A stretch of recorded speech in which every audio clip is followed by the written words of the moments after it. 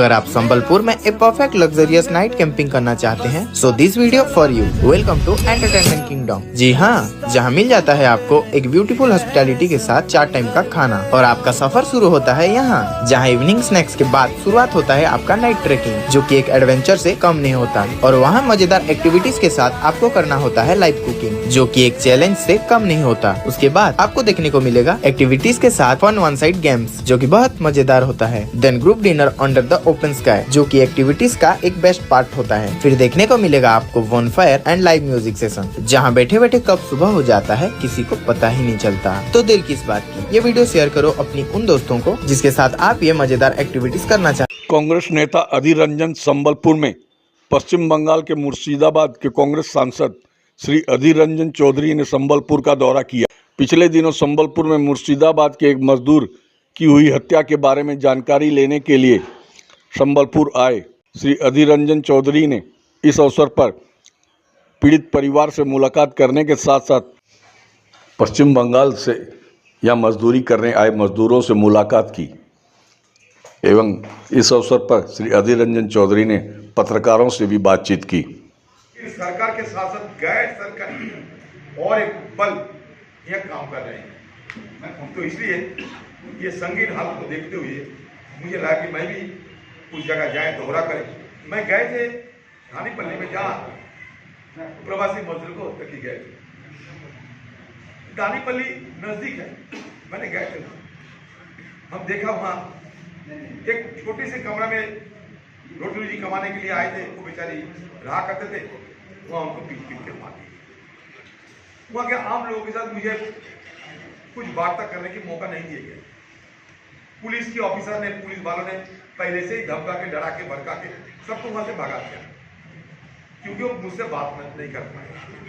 फिर वहां से कहते कि और नहीं, सीधा पार्टी में चले, क्योंकि आगे जाने की, आगे अगर जाना चाहते तो हम सिक्योरिटी नहीं दे सकते। मैंने कहा आपके सिक्योरिटी के भरोसे तो नहीं आए हैं। तो इसलिए मैं फिर गए, ये नजदीक मोड़ पे गए,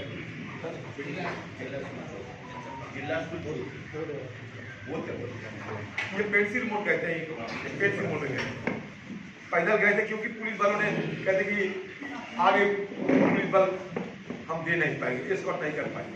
लेकिन मैं किसी के एस्कॉर्ट की भरोसे नहीं आया। हम लोग यहाँ कोई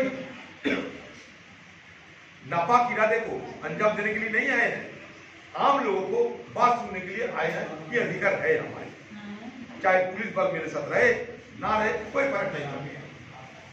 लेकिन मैं ये कहना चाहते हैं उड़ीसा सरकार को, उड़ीसा के प्रशासन को, संबलपुर के प्रशासन, बाकी सारे प्रशासन कि बंगाल से लाखों की तादाद में प्रवासी मजदूर यहाँ आते हैं रोटी रोजी कमाने के लिए। अगर इनसे आपको शक हो कि बांग्लादेशी है, तो आप सीधा जहां से आते हैं, जिस पता देते हैं, वहां यहाँ की सरकार तलाश करे और पता करे।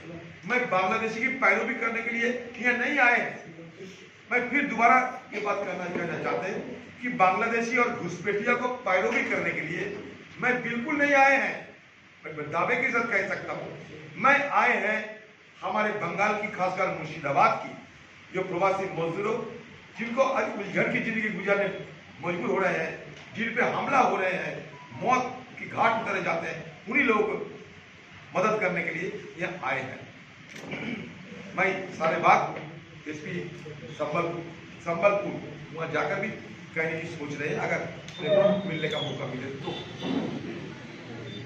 मैं उनको दोबारा गुजारिश करना चाहते हैं कि बंगाल से जितने प्रवासी मजदूर आते हैं हमारे उड़ीसा के अलग अलग सूबे में, उन सब के लिए एक आइडेंटिटी कार्ड बना दें। ये मांग मैंने पहले भी रखे थे, आज फिर भी रख रहा हूँ। ये मौके है, यहाँ से फिर ये बात रखने का कोशिश करते हैं।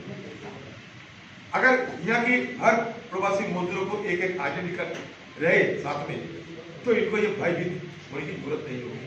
ये भी देखने का चीज है।